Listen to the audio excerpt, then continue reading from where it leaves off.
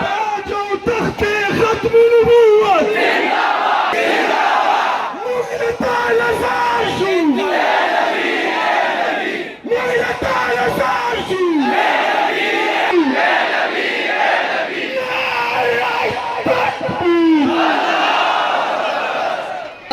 مستخان رسول تا د پانسه سزا نه ورکړي نو دا قوم په پیغمبر چې زه یوازې د مسلمانانو قاضي نه ما او زه د اقلیت ماننه په جمعه کې ډېر تفصیلي خبره به وکړله خو دا ډېره عظیمه جلسه ده چې د خپلو جذباتو